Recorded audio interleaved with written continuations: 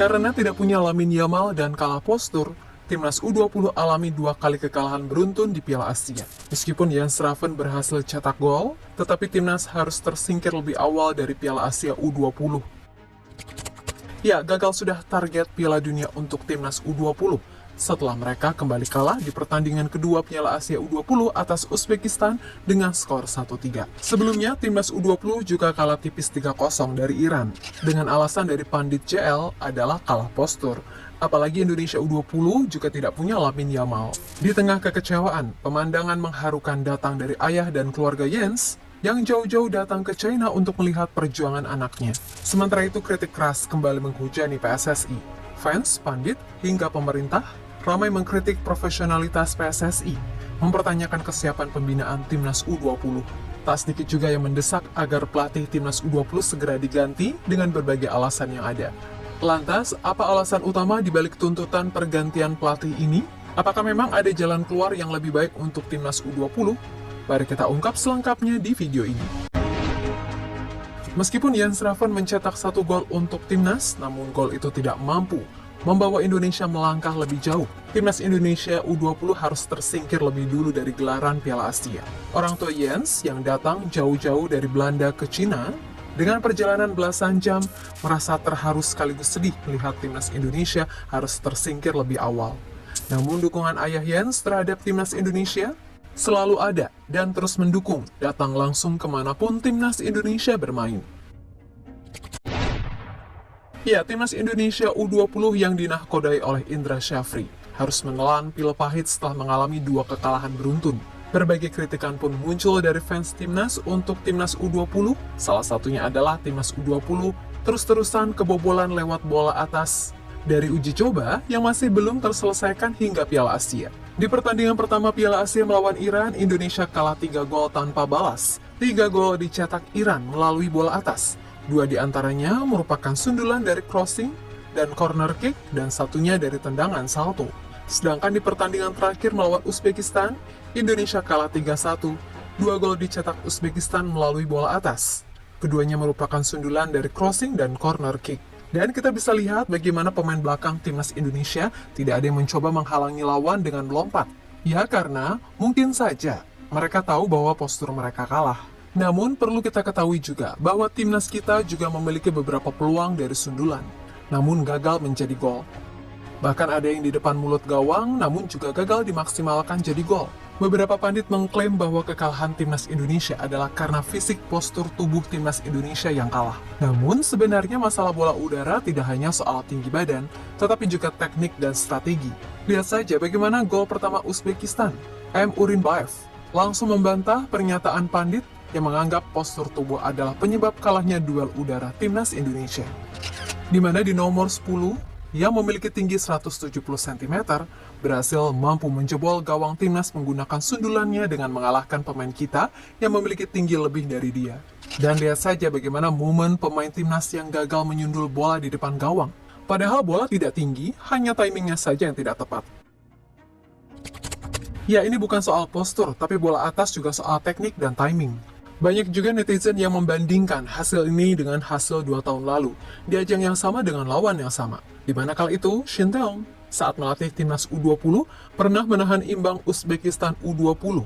Indonesia berhasil meraih 4 poin di Piala Asia U20, di mana Uzbekistan menjadi juara di akhir turnamen tersebut. Bahkan terdapat pemain yang saat ini bermain di Manchester City. Kini, Timnas U20 dilatih oleh Indra Syafri, kalah dari Uzbekistan U20 dengan skor 1-3. Padahal era Indra Syafri, tinggi badan Indo dengan Uzbek sama-sama 178 cm. Sedangkan era STY, tinggi badan Indonesia hanya 176, dengan tinggi Uzbek 182. Ya, dan faktanya STY tanpa pemain keturunan bisa menahan imbang Uzbek, sedangkan IS dengan pemain keturunan justru babak belur 3-1. Indonesia sebagai salah satu negara terbesar di dunia seringkali menjadi destinasi tujuan para pemain top dunia. Negeri yang kaya akan keindahan, budaya, dan keramah tamahan penduduknya. Terutama wisata alam menjadi suatu unggulan spesial yang tak akan banyak ditemui di negara lain. Namun hal berbeda ditujukan oleh Cristiano Ronaldo. Bintang Al Nassr ini sudah beberapa kali ke Indonesia, justru seringkali membawa berkah untuk masyarakat. serta lebih mengarah ke tujuan sosial setiap kali ke sini. Termasuk sekarang ini. Kabar mengejutkan kembali datang dari Ronaldo yang tengah sibuk bersama Al Nassr, tapi menyempatkan diri datang ke Indonesia untuk kembali melakukan aksi kemanusiaan untuk warga Nusa Tenggara Timur. Hal itu tentu saja mendapatkan sambutan dari para fans maupun masyarakat biasa sangat antusias dengan keberadaannya. Apalagi kabarnya Ronaldo akan meninggalkan sebuah oleh-oleh yang berharga untuk masyarakat NTT dan tentunya warga juga akan membalas dengan oleh-oleh juga dong. Lantas selain menemui anak angkatnya, apa sih tujuan mulia Ronaldo kembali ke Indonesia? Berikut adalah jawabannya.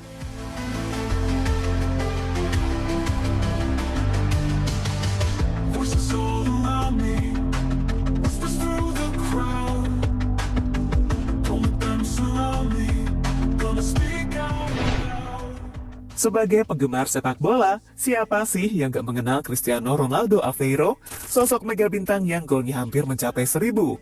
Saat ini ia sedang sibuk bermain untuk klub Al Nassr, yang jadwal kompetisinya cukup sibuk di Liga Saudi Pro dan Liga Champions Asia. Namun siapa yang bakal menyangka, kabar yang mengejutkan sekaligus menggembirakan justru datang darinya, yang hendak berkunjung ke Indonesia di saat Al Nassr tengah berjuang. Di mana kabar ini datang dari surat cinta Asprof PSSI NTT, menyebut jika sang mega bintang terbang ke Indonesia kembali, tepatnya pada tanggal 18 Februari 2025. Dengan mengenakan kendaraan eksklusif berupa jet pribadi, untuk bisa secepatnya mendarat di tanah air setelah konfirmasi dari pihak-pihak terkait.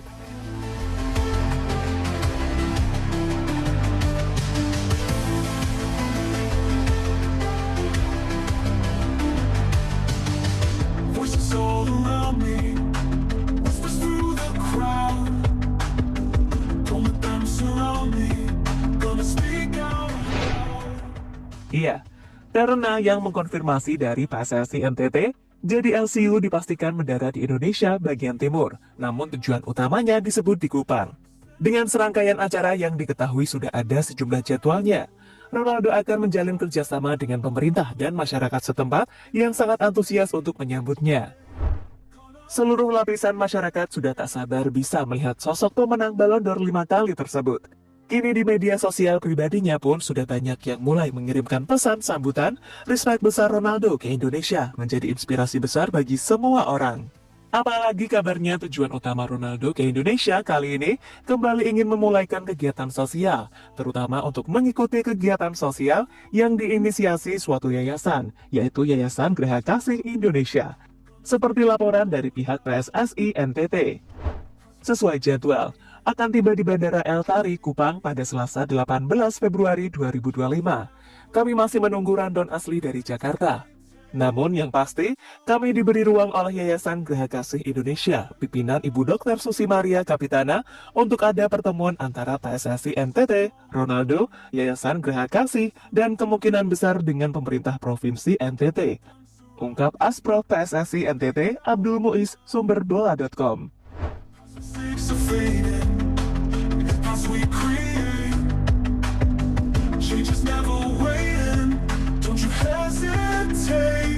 Time to back away, find another way in this game we play. Oleh-oleh peninggalan Ronaldo untuk masyarakat. Kehadiran Ronaldo ke Kupang pada Selasa siang di ibu kota NTT, selain aksi sosial memberikan sumbangan, juga kabarnya pemain Al Nassr ini meninggalkan sesuatu yang bisa bermanfaat untuk masyarakat setempat. Mengutip dari laporan suara.com, rumah sakit kanker yang bekerja sama dengan Yayasan Geraha Kasih akan didirikan di Kupang, hasil dari sumbangan Ronaldo. Sementara pihak Gubernur NTT, Andriko Noto Susanto, mengatakan telah berkoordinasi untuk memastikan waktu yang tepat terkait kedatangan Ronaldo yang tiba pada siang hari di Bandara El Tari. Rencana kedatangan Cristiano Ronaldo sudah teragendakan dengan pasti.